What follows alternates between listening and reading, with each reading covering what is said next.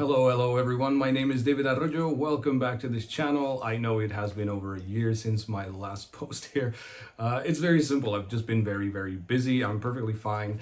So last time I posted here, I had 3 children and now I have 4. That's basically in a nutshell what happened.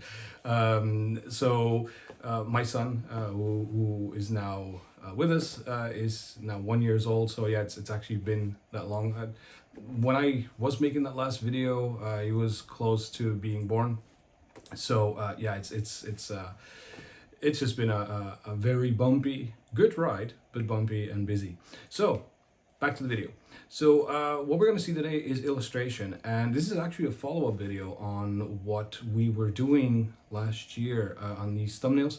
So we did some thumbnails for a card game type of thing, and painted thumbnails. And so the idea was to do these thumbnails so that you could pick one out or a few, and you would make an illustration out of them. So basically that's what I'm doing right now.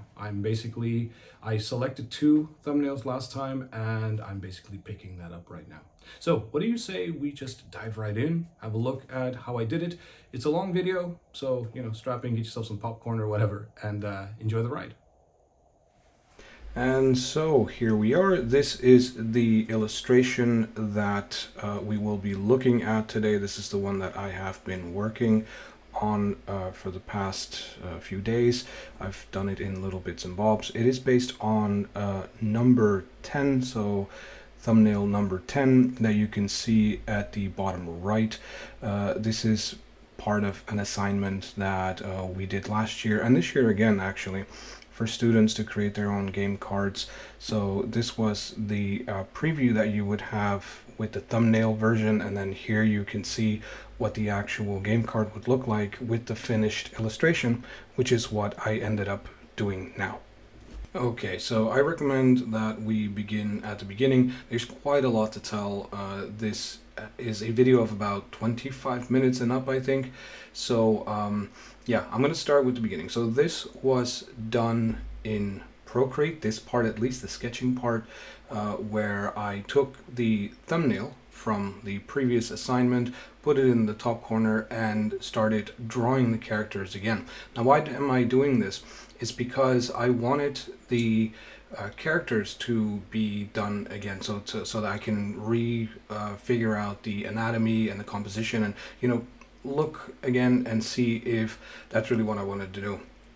Instead of just making the thumbnail much bigger and then painting off of the thumbnail, I could have done that, and then it would have. I would have had a painting to start off with, but that's not what I wanted to do. I really wanted to revisit the drawing. I wanted to use the thumbnail just as a concept, as an idea, in order to, just get a second shot at composition, drawing, everything. And you will notice actually that because I am also now doing the line art and all that stuff, I'm going to work much more precise. So this will help me later on with creating very clean selections, which is something that I have from making comics, because I have a bit of a history in comics.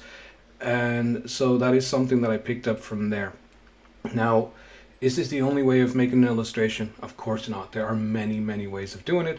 This is just a way so that you can have good selections. And not only that, you can also, once you have all these selections, it kind of allows you to have a very constructive way of approaching the illustration, because you have all these different selections with different colors, and you'll see in a second, but it's just let's say, a good way to start trying things out if you're not very confident with painting or with colors. So in the previous assignment, you could see me going straight into painting straight away. Even though I started in black and white, it was still painting.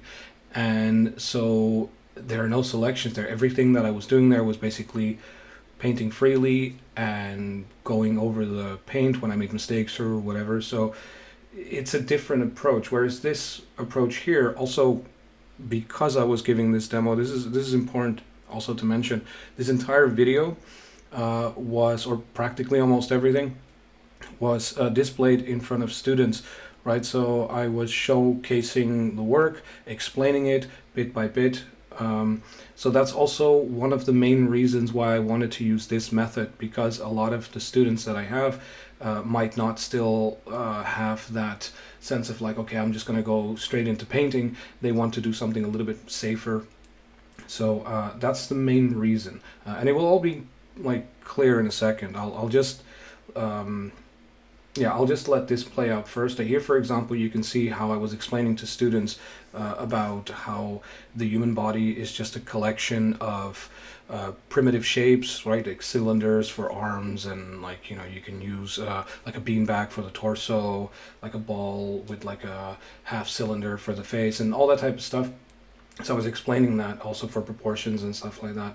Talking about proportions, you will see that even though here I'm drawing this all out, later in the drawing I will modify a lot of things, because I will like look back and be like, no, this doesn't add up, or I want this to change. You'll see that especially the faces, because faces is not my strongest point, right? Sometimes I get some nice faces coming out, but I am someone that I have to recognize that faces is something that I still have a lot to learn on. I mean, I'm happy that I can draw them, but I want to get better at them. So you will see that I was, especially towards the end, struggling quite a bit, trying to make the face a little bit better. Here you will see that at this moment in time, the face, I mean, you have two faces here now, and one with glasses, so that was a very easy one. The one in the middle with glasses, super easy. Didn't have to worry too much about that, because there were no eyes or nothing, and the way it looked, I was actually quite happy with it. Now the face on the right hand side, that's a more realistic looking face, and the one on the left hand side is more like stylized, right? So even here I was still trying to figure out, okay, in which direction am I going to go, right? Because I knew that towards the end, I knew that I wanted to have somewhat of a realistic painting style, even though it is based on stylized drawing. Like you'll see, it's not realistic per se. It's more like it has notes of realism, but then stylized in the way it's colored in. Right, and I think the reason for that is most likely because the colors itself, the way I approach the colors was very much the way I approach colors when I do comics, right? So I think a lot of that got into there. But here you can see that I'm still finalizing a few little things. I also don't have to zoom in much because, yeah, I have a 24-inch Wacom Cintiq at home, so the screen is quite big, so zooming in doesn't really happen much. Later on you will see that I do that a bit during the painting phase. Now what you can see now is basically what I meant with these selections, right? So I select different parts of the characters, like for example the jacket is one, the hair is another. Here I'm doing the bra, then I do that shoulder pad armor thing, the baseball bat. They all get different selections. The colors don't really matter at this moment in time, right? And I actually always start with selecting the three characters in their entirety. Why? Because it's extremely useful when I'm painting and I don't want to go outside of the selecting area of the character, right? So then I don't have to constantly be super careful. I can paint with a bit more speed, let's say.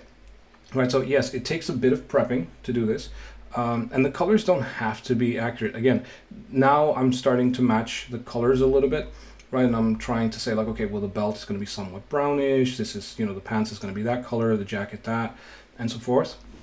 So I am trying to match it somewhat. You will also see that often I remove the lines just to see what it looks like without the line, the line art, right? I think it's important to just look at purely colors only, right? Like here, for example, you can only see the colors and see, like as in a graphic design type of setting, like does it all gel together and all that stuff, right? Obviously, the final result is nothing like this, right? It's completely different. But I like to go in and visit some of these moments. I like to go in and like stop at these moments and just reflect a little bit on the direction that the drawing is going. Again, most likely I got that from comics, because in comics this is basically what we do. We do flatting. The main difference in comics is that all the flats are done in one layer. So all your different selections, you could have hundreds of colors on just one layer because of the setup, right? I do have videos on how to do this on my YouTube channel if you're curious. So there you can find information on that, and there are many more people online that give very good tutorials on that. So flatting for comics is a very interesting method, but for this here, when you're going to remove your line art, then it's maybe not the ideal method because of the absence of anti-aliasing. But anyways, here you can basically already see that just with these base colors, you practically have something to work with, right? So I always check my gray value, my gray tones, you know, like my values, just to make sure that the everything is right and it feels right. So that's something that I also find very important. And what I'm doing now, because I already had the selections of the characters, right, because I already did that, I'm now basically going all over and selecting where I think the light would fall on, right? It's very similar to what basically people do in anime. It's exactly the same, right? So you go over the areas where you think that light would shine, and then you make all the rest basically darker, right? So it's like a cell shading technique, very useful. And I'm about to do it now for the lighting as well, right? So like the highlights and stuff like that. And so now I think I'm just doing the facial features, like some of the basic features that I know have to be there. But this is like extremely simple method. And it's a very good method, I think, for students to just learn how to block in light. Right, because very often a lot of my students, they have difficulties with this, like the blocking of light, and this basically puts it to very simple. Like you have your local colors, right, the ones that we can see on the screen, and then all you have to do is add an additional layer, which you set in the blending mode multiply. Give it, like, let's say a cold color if you want a cold shadow, and just put that. So whatever you draw over your original local colors will change into that shadow, right? Now what I did, or what I often do, is actually I fill the entire character completely in shadow, and then I cut out the light, right? So with the lasso tool, I go over it, and I also do it with the lasso tool primarily because the lasso tool is really good at getting clean lines. But you can do this without the lasso tool as well, just by either using an eraser, right? So you go over your value. So here you can see, for example, right, I'm doing like her top and parts of her like hand, skin, all that stuff, and then boom, I add the shading in one go, and that's basically the way cell shading is done, right? So I do 2 passes of shadows. I do the first pass, which is the main shadow pass, then something what I call deep shadows. Is basically a multiply blend mode on top of another multiply blend mode. So that basically multiplies it twice and gets you even darker tone values. It's super easy. You don't even have to change the color for that second shadow. You just use the exact same color as you used on the very first one, and then you end up with results like this. Again, for those of you that are wondering like, whoa, this is going way too fast, don't worry, I have another video of 2 hours where it's an actual real tutorial where I show this on my YouTube channel. It's one where I say something like, I think the title is something like how to color your artwork or something like that, or how to add color to your line art, I think, something like that. But it's one of these ones where I do it in 3 different methods on 3 faces that I drew in line art. Here what I'm doing is basically adding what is like the environment lights. So you've got your local colors and then you've got your ambient colors, right? So this is what I'm doing now on different layers on top of all the local colors and the shadows and all that. And then here basically I put these in like something like a soft light or an overlay blend mode, so that they blend nicely with the colors, right? So it gives the feeling of your characters being in this environment, right? So that it has all that stuff. Right, I didn't mention anything about the background, but that was just really quickly painted, right? So I just took a layer, I put it behind my characters, and I really quickly painted that background. For that, I just used painting like brushes. So nothing with a too hard edge. Also, being the reason for that being that I wanted the background to blur a little bit, because that's basically what happens when we take a picture, right? So if we have like a subject in the front, the background is always going to be a little bit blurred, right? Because of the depth of field. So I wanted to mimic that. So first I did a quick painting with some quick textures over it, like just one of these brushes that has a bit of texture on it, like a chalk or something like that. And once that was done, then I went to the Gaussian blur. You know, it's in the filter section of Photoshop. Here I was already testing a little bit about this character because I wanted to change the character. I wanted to bring the character up and have her, like, make her bigger and a little bit more to the forefront. So I didn't do it here, but I knew I was going to revisit that idea later on, right? Here, now I'm already starting to enter the painting process, right? So now I'm starting to try different things. The biggest issue with this particular one is her face. So you're going to see that I'm going to do so many different things with her face. I'm going to try so many different things in this painting because I was never happy with her face. I was very frustrated with like the way it looked, and I thought, no, this is not right. So here you'll see me try a lot of different things out, different lighting. Again, I'm not someone that has lots of experience with painting faces at all, actually. So, and you can see that here, right? So someone that has a lot of experience will be able to do this a whole lot faster. Will know exactly what he or she's doing. But for me, see, I keep going back to my, the things I know, the things I'm comfortable with. It's like comics, right? So like line art and stuff like that. And that's something that me personally, I want to change. I definitely want to invest much more time into painting faces. I've been wanting to do that for forever, and for some reason I always keep like not doing it. So again, during this process of this particular illustration, I was just reminded of like, yeah, David, you really just it's maybe about time you finally start taking a whole bunch of pictures and start painting all these faces, right? And because I do sometimes watch people paint faces online. You have like there are a few that do it really well. I've seen a few tutorials from Cinex. Was really good. I saw one that I really liked from I can't remember his name right now, but like a whole bunch of concept artists and stuff like that. So obviously I'm blatantly aware of the fact that all these tutorials are online. But again, I've mentioned this so many times.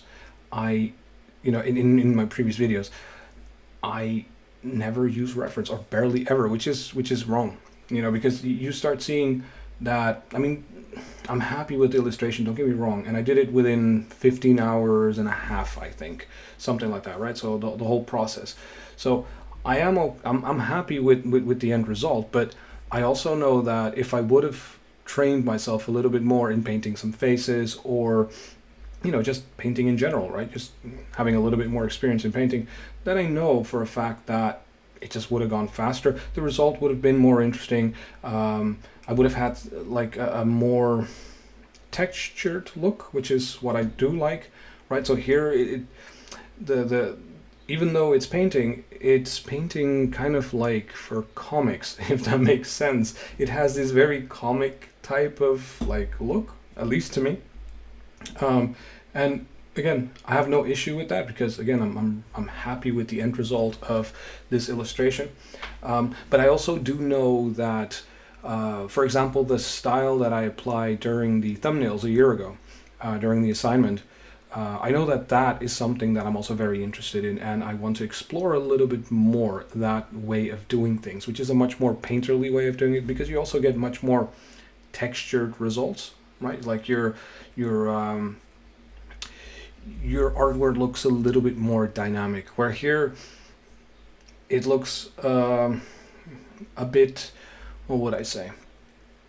A bit yeah, like comic like. So it's not it's yeah, comics is the only thing I can compare it to, because I do see sometimes comics that are like drawn out to this level, right, where they do the coloring, they really go all out.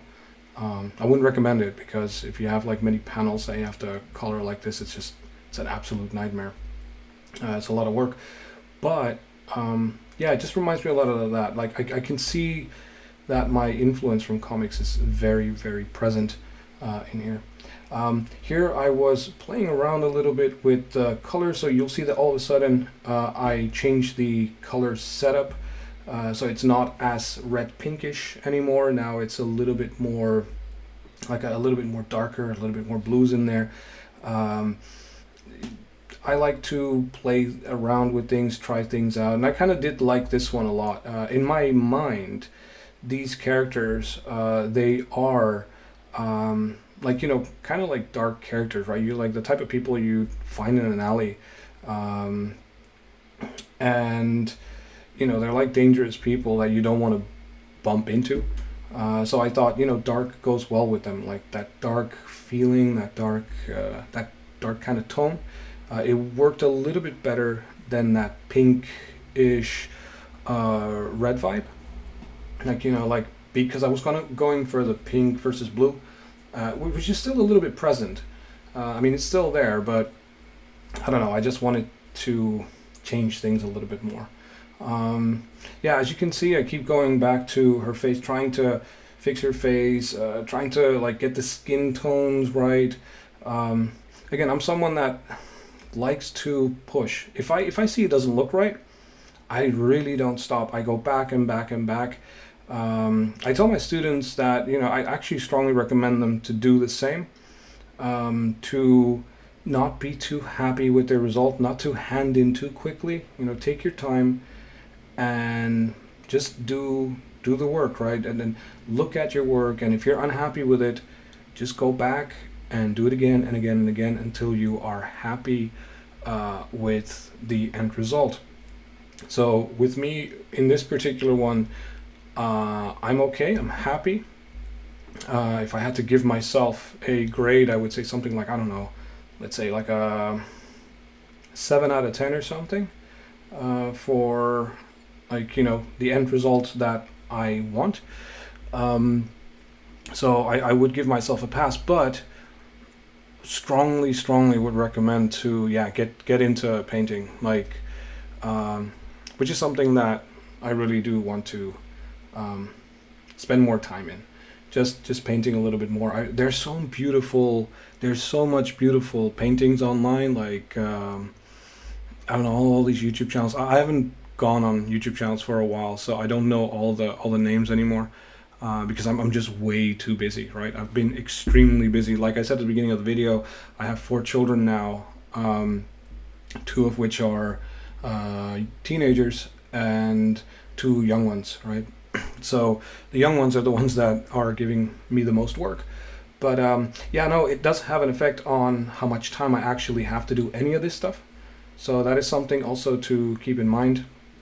Actually, I think I haven't made the change yet here to the darker values. I'll make them in a second. Here you can see it's still that like pinkish type of purple pink type of vibe. You'll see the change when it happens. It'll happen soon enough, actually. See, and I've also done this over a few days, right? I've not done this in one go. First of all, you know, I don't tend to paint 15 hours straight. I don't have that luxury. With the kids and all that stuff, that's kind of difficult to do. So it's spread out over different sessions that all get recorded. And yeah, I talk to the students, I explain the process. In some cases, it's an online lesson, so then we do it online. And in other cases, it's on campus, and I explain things on campus. But yeah, here you can see that I finally decided to make her head bigger. The character on the left was really necessary. sometimes I'm sure this happens to a lot of people, but sometimes when you're like painting or drawing, you get so bogged down into your drawing that you don't see like the bigger picture anymore, and so you really have to. Yeah, here, this is where I make that change. There you go. See, so now the colors are a little bit different. You got more greens and blues and blacks. It's more that type of vibe, which is the one that I actually ended up preferring towards the end. Right, it's has a little bit less like that flavor. It has a little bit like color flavor, but again, it's what I think was best for these characters.